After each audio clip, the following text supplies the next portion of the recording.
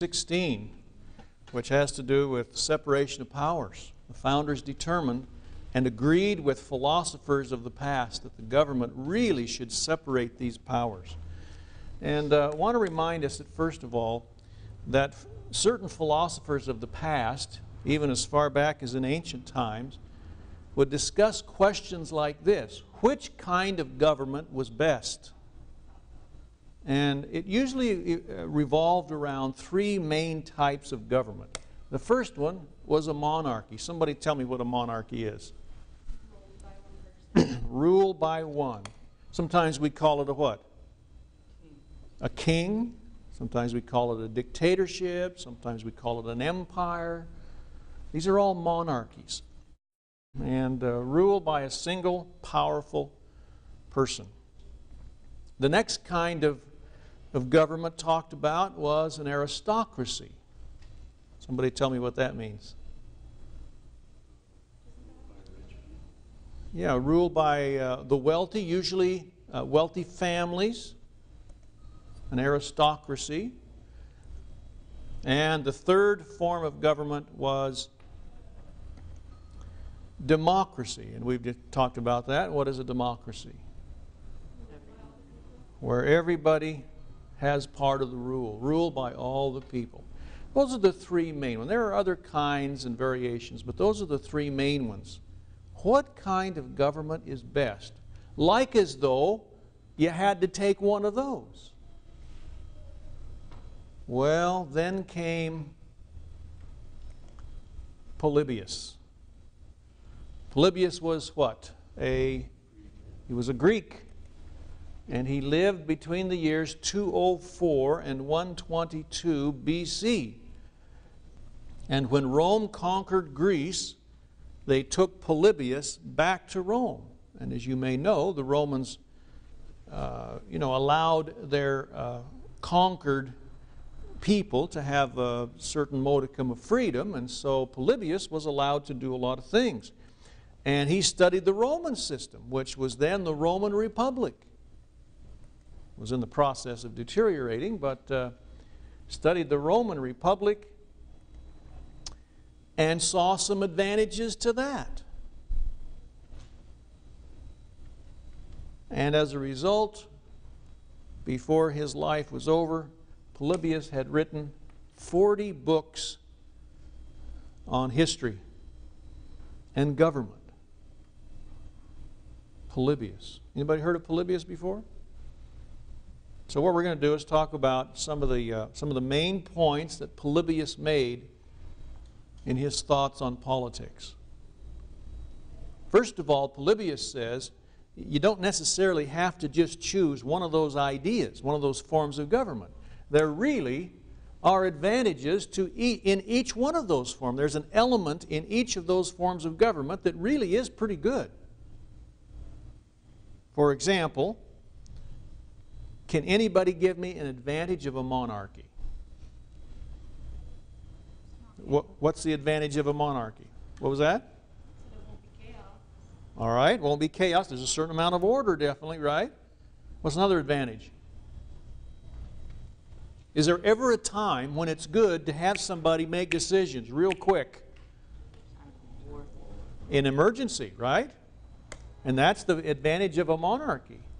Very effective in times of crises. You can't sit around and debate when you're in wartime, when somebody's attacking you. You got to have somebody like this. Okay? And what's the advantage of an aristocracy? Is there any advantage? You think about it. Aristocracy is where the wealth is. What advantage is there for people who have wealth to make the law? The interests of wealth and the developed resources of the nation. Yeah, do you remember what we talked about when very many poor people start to voting? They could outvote what? Or who? They could outvote the rich. They could vote their wealth away from them. Why does a society need to have accumulations of wealth? Let's say you have a lot of money in the bank. Is that where you're going to leave it? I mean a lot of money. Very wealthy. You going to leave it in the bank? What are you going to do? No, you're not. You don't get much interest, especially today, in the bank, do you? What are you going to do with it? Take it home, put them out, Invest it into things, start a business too. You're going to invest it in something. If you're going to buy stock with it, that's investing it in other companies, right? You may invest it yourself. You may build homes or build factories or something yourself so that you can get a much better return on it. People who have money usually don't let it sit around. They invest it. And what happens in those investments? It creates what? Creates jobs for other people because factories are built and so forth. See that? So there's a lot of advantages in preserving the accumulation of capital. And that's usually done in an aristocracy. Everybody follow that? And Polybius noted that's an advantage to an aristocracy. Okay? What's the advantage of a democracy? Everybody feels like they have a voice in the government. And so Polybius comes along and says, you know, there really are good things in every one of these forms of government. No one of these is particularly good all by itself, but you combine them. And this would be kind of an interesting concept, to combine all these positives in each one of these forms of government. So he proposed in his writings what kind of a constitution? Did you get that word from your studies? Mixed. That's correct. He proposed a mixed constitution. And he said, okay, we're going to take the advantage of a monarchy. I ask you, do we have the advantage of a monarchical form of government in our Constitution today? What do we call him? The President. Is he really a monarch? No. But he has certain powers that a monarchy has. What powers are those? We call them war powers. When Congress declares war, that mobilizes the President, who is the what? Commander-in-Chief of the military. And under certain war powers, he can do things constitutionally that he couldn't do if Congress didn't declare war. Notice it's Congress that declares the war, not the President, in the Constitution. We'll study that. But as soon as Congress declares war and says we are at a state of war, then the President can do a lot of things with his war powers. We've seen the President take over certain industries to provide food and build tanks. And we've seen the President ration food to make sure there's enough food for our fighting forces. We've seen him take over highways to make sure that the transportation of materiel for war use from one side of the country to the other. We've seen all those things happen. See, that's monarchical power. And Polybius says, you need that. So he says that's a good thing. But of course, you have to do what with the power of the President? Or the executive? You have to keep it very limited so it doesn't run away with you. Okay? Here's another interesting thing. How is the next form of government, an aristocracy, reflected in our system? Congress? Okay. Congress has two houses, right? Two branches. What are they? You know this. House of Representatives and the Senate. House of Representatives is voted on by whom? The people. So that doesn't necessarily represent the wealth, right? It's just all the people. The Senate, of course this has changed now, but before 1913, before the 17th Amendment, who chose the senators? Do you know this? We'll study this a little more in detail. The rich people? Well, not exactly. But the people who were experienced enough in government to know when wealth was being attacked. Those were the ones that were in charge of choosing the senators. Who were they? Do you know this? Under the original Constitution, the state legislatures chose the senators to represent their state. And most of the time, the state legislatures, who could see what was happening out there. They could see and sense the federal government getting too powerful with the people through the House of Representatives, giving them everything the people wanted. And they would say, absolutely not, we're not going to do this, because it will destroy states' rights and it will destroy the protection of property of the wealthy. So, really, we see this aristocracy reflected in the Senate, the way the founders originally set it up. Isn't that interesting? The Senate was the one that was really charged with the protection of the status quo, the protection of the accumulation of wealth, so that the masses cannot vote away the wealth of the people, either directly or through their representatives. All right?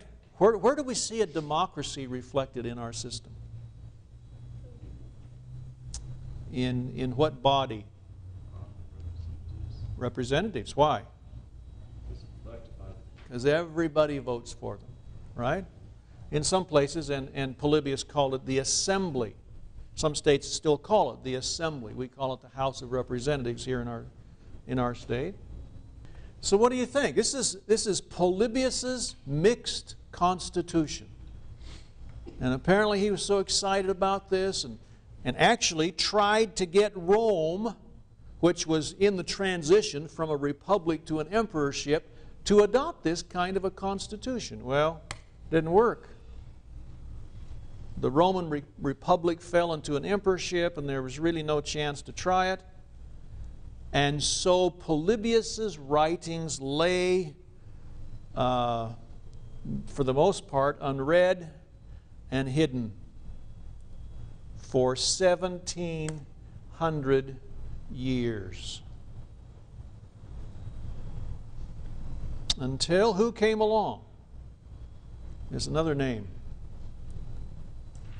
The Frenchman? Charles de Montesquieu. That's correct. Then came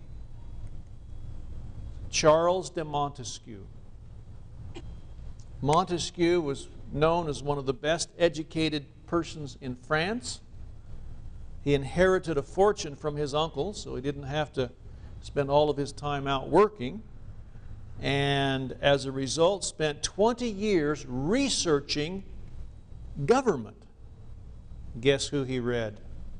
From 1700 years earlier.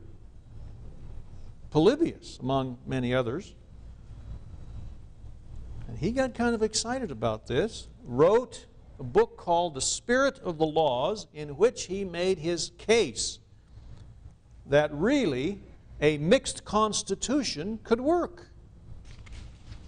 We'll read a little bit of Montesquieu in a moment. But I want to tell you something about Montesquieu by telling you several years ago, a couple of university professors undertook a study of who the founders quoted the most in their writings. So they went to the writings. I mean, we're talking about a lot of speeches, biographies, autobiographies, letters, writings of the founders in the colonial period. And they said, let's go through these and see who they're quoting the most. I ask you, can you guess the main source quoted by the founders? No, Montesquieu wasn't the main one. The main source quoted. We've mentioned this before. Huh? That's correct, the Bible. By far the most quoted. What source is next? Montesquieu. They referred to Charles de Montesquieu as the celebrated Montesquieu. This is the man who really has answers for us in the type of structure of government that we should be putting together. He was the most widely quoted next to the Bible. Then you have the others that we have quoted extensively in here. Who would they be? Who would you think? John Locke, William Blackstone, and some of those other thinkers, jurists, philosophers. Okay? So that's Charles de Montesquieu. I want you to go to page 197 in your book, and let's read a couple of paragraphs from Montesquieu.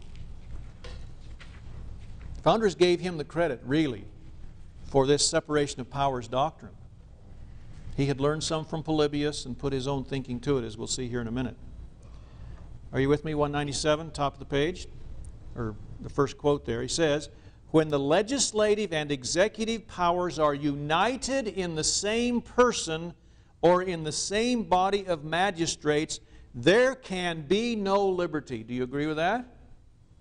What's legislative power? Power to what? Make a law. What's executive power? The power to enforce a law. You make a law, and at the same time the same person enforces it. Well, what do you have? Pretty close to a dictator, don't you? There is no liberty of the people. You got to separate those, is what Montesquieu's saying. Lest the same monarch or senate should enact tyrannical laws to execute them in a tyrannical manner. If the same spirit passes a law, who enforces a law, see, that's a little too close there. Montesquieu says you need to separate them. Now let's look at the next one. He says, "And again there is no liberty if the judiciary power be not separated from the legislative and executive." Did you notice that Montesquieu added judiciary to Polybius' idea? Polybius just talked about the other two, but Montesquieu says somebody has got to not only make a law and enforce a law, but we got to have somebody to interpret a law when the people run up against a challenge of the law.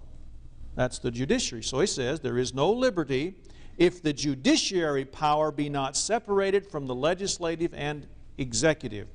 Were it joined with the legislative, the life and liberty of the subject would be exposed to arbitrary control. What does that mean?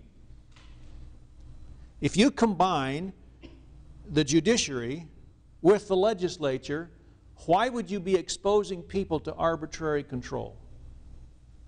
Can you think that through with me? If the same people who make the law turn around and say how it applies to people, you might get what? It might get very distorted. So Montesquieu is saying you keep the judiciary independent, separate from the lawmaking and the law enforcing power. Okay?